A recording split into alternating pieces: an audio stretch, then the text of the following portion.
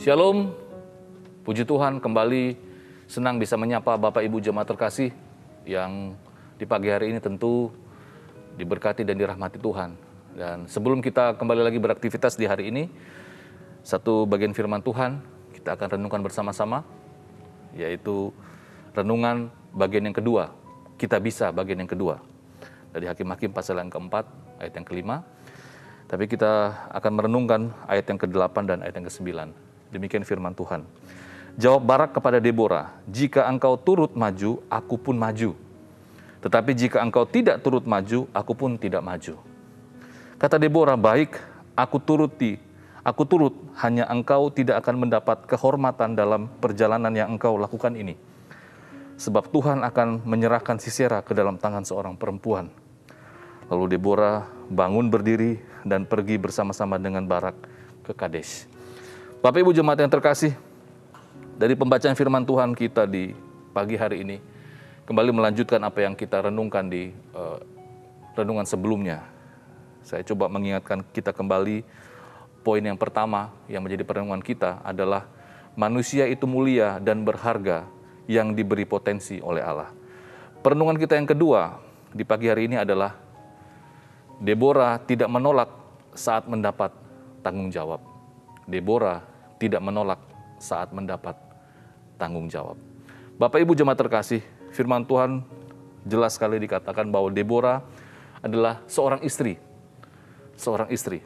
Tentunya banyak alasan yang dapat Deborah sampaikan untuk menolak tugas dan tanggung jawab yang Tuhan berikan kepada dia.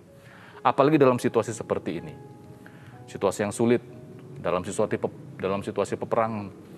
Tetapi sekali lagi Deborah tidak menolak saat mendapatkan tanggung jawab daripada Tuhan. Tetapi menarik, Alkitab tidak mencatat penolakan Deborah memang. Tidak ada satu perkataan pun, kalau kita melihat ayat yang ke-8 dan ke-9, tidak ada satu frase pun yang disampaikan oleh Deborah bahwa dia menolak. Ya, kalau kita bandingkan dengan kisah Yunus, seorang nabi utusan Tuhan, ya, seorang laki-laki, ya, kita bisa melihat bagaimana Yunus sempat menolak permintaan Tuhan untuk melayani orang-orang di Niniwe.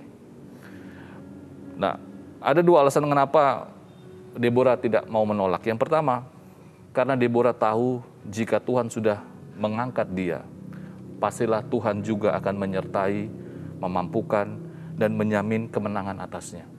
Ya, sekali lagi, mengapa dia tidak mau menolak? Karena Deborah tahu betul jika Tuhan sudah mengangkat dia, memilih dia, pastilah Tuhan juga akan menyertai, memampukan, dan menjamin kemenangan atasnya. Yang kedua, alasan yang kedua adalah sebagai seorang hamba Tuhan, Deborah sadar bahwa perannya sebagai seorang pemimpin saat itu, ia harus memotivasi dan menjadi contoh kepada kaum laki-laki Israel, secara khusus kepada Barak. Bagaimana dengan kita sebagai orang-orang percaya, sebagai seorang suami, sebagai seorang istri, sebagai seorang kakak di tengah-tengah keluarga kita? Tahun 2021, tahun yang penuh dengan tantangan, misteri, maukah kita menjadi contoh dan teladan bagi keluarga kita? Para suami menjadi contoh dan teladan bagi para istri dan anak-anak. Istri juga bisa menjadi teladan bagi suami dan anak-anak. Kakak-kakak di rumah yang punya adik juga bisa menjadi teladan bagi adik-adik yang ada di rumah. Dan kita semua orang percaya, dimanapun kita berada, kita juga didorong oleh Tuhan untuk menjadi teladan di dalam lingkungan kita. Baik dalam lingkungan gereja, lingkungan pergaulan kita, dan di dalam lingkungan masyarakat kita. Sama seperti Deborah yang menyadari betul bahwa dia adalah pemimpin, bahwa dia adalah orang yang mendapatkan tanggung jawab.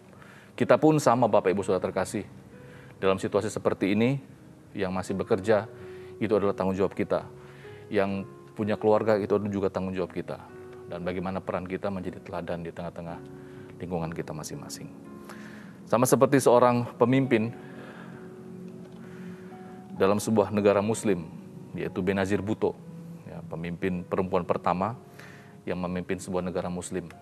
Memang sekali lagi dalam konteks muslim, seorang pemimpin harusnya adalah seorang laki-laki. Tetapi Benazir Bhutto menyadari bahwa dia terpanggil dan dia punya kapasitas, dan dia menjawab tantangan itu. Ya meskipun dia harus mati terbunuh sebagai seorang pemimpin di tahun 2007. Bapak Ibu Saudara terkasih, mari kita menjalani hari ini dengan penuh semangat, dan marilah kita menjadikan firman Tuhan di pagi hari ini sebagai pengingat bahwa kita adalah orang-orang yang harus menjadi teladan, menjadi pemimpin di tengah-tengah lingkungan kita. Mari kita berdoa. Bapak Surgawi, terima kasih. Kami sekali lagi bersyukur kepadamu karena kami masih diberikan waktu dan kesempatan untuk bangun di hari ini. Ada tugas tanggung jawab yang akan kami kerjakan di hari ini, baik itu kami sebagai kepala rumah tangga, ibu rumah tangga, kami sebagai karyawan, kami sebagai pemimpin.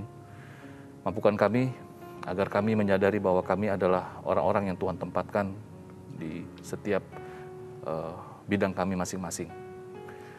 Tapi mampukan kami juga agar kami di tengah-tengah bidang kami, di tengah lingkungan kami dapat menjadi seorang pemimpin yang menjadi pengaruh, yang menjadi teladan, menjadi contoh bagi banyak orang.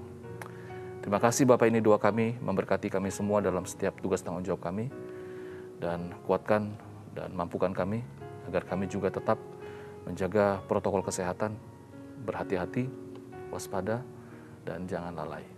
Ini doa kami, syukur kami dalam nama Tuhan Yesus, kami sudah berdoa. Amin.